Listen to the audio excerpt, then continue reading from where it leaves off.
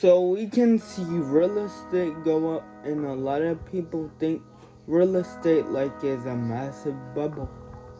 But the blue line is the Fed balance sheet, and the red line, if you look this up, is the national real estate. And if you look here, we can see the bump in the road. 2008, we can see the bump that it made.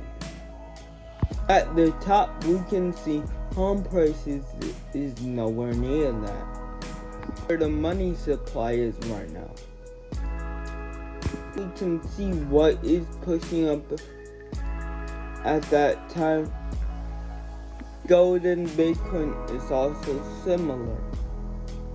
You can also look at global liquidity and look at they also performed not bad but good.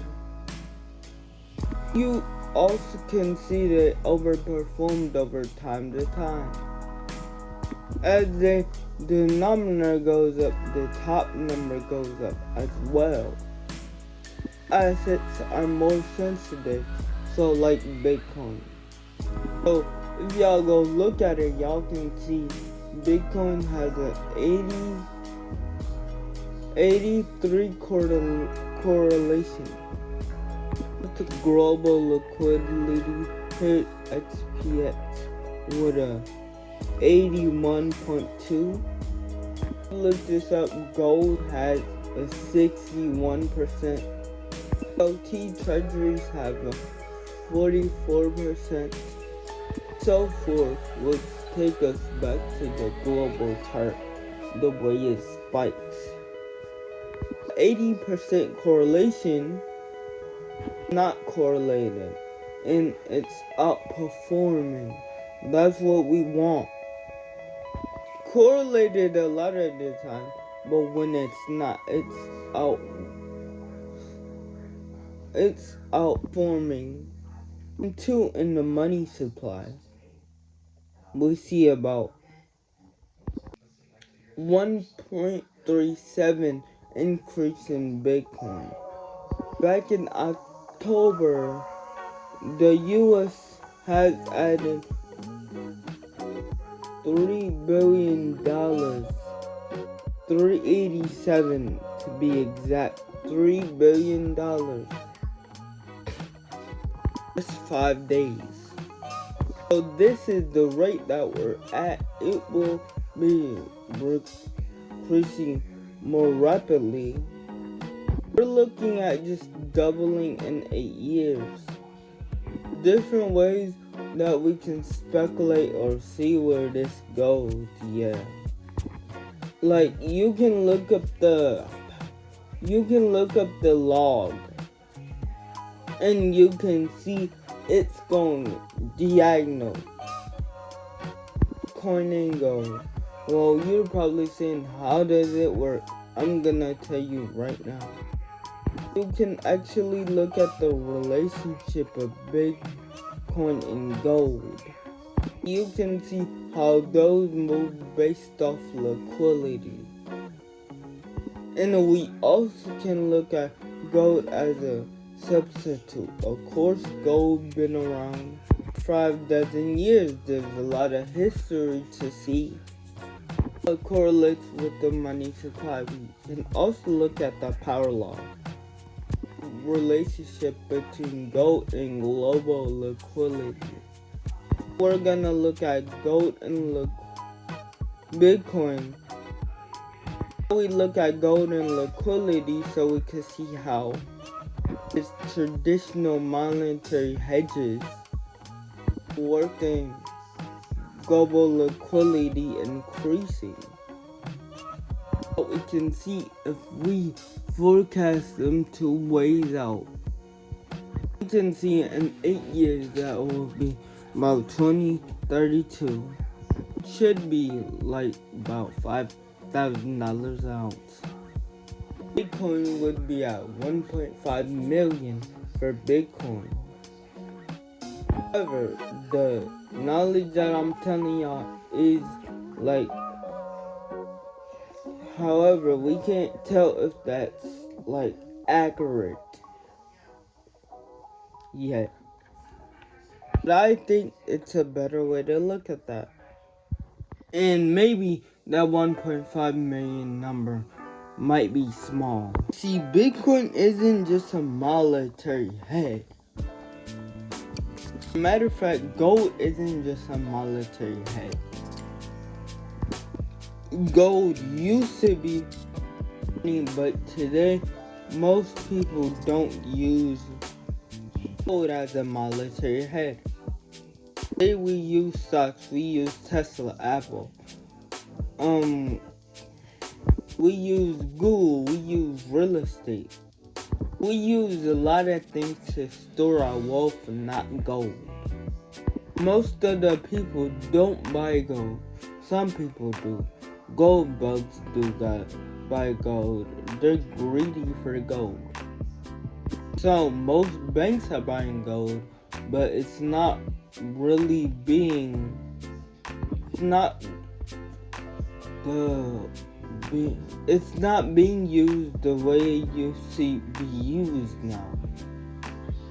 When we look at Bitcoin, Bitcoin just isn't competing against gold. It's not competing as a new technology, it's not competing as a new network, it's not like none of that.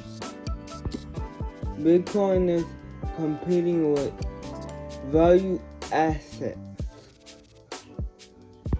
So we want to look at all the assets that people are using to store for gold.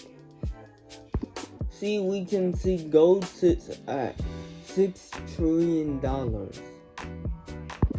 Actually, 18 trillion bigger. Some people use art.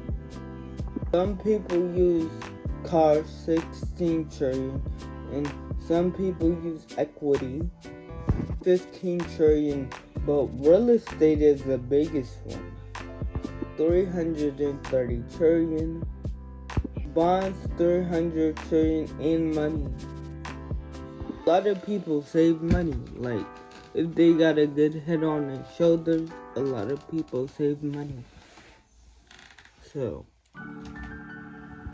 what we do is Bitcoin isn't just competing against these. Bitcoin isn't just competing against gold. Bitcoin is competing against all the assets I just named. If we go 900% trillion assets, Bitcoin could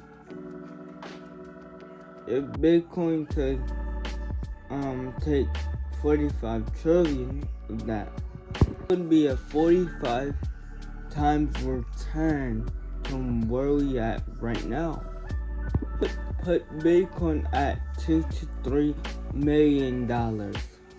Bitcoin capture it at 2% and can put it at 3 million. If it captured it at 7%, it can put it at 13 million. And if it captured it's at 22%, it can put it at 49 million. 1% is actually realistic. Could it really get to 5%? Could it get to 7%? Well, let's use the best resource. History. People who lived history. We're not gonna cover those people, but yeah, we're gonna. If we look at historic market capture, the way it works, it uses market cap. And in order for me to invest in something like Uber or Airbnb, or Airbnb will disrupt the hotel industry. Well, how big is the hotel industry? What percentage do I realistic to capture? And talking about this, we need to look at percentage when we're investing into businesses like this. Because if we can look at percentage, we can look at how much can we take to ourselves, or do we want to invest in the whole business ourselves?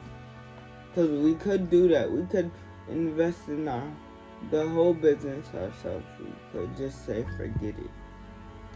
Uber's gonna disrupt tax season and vans.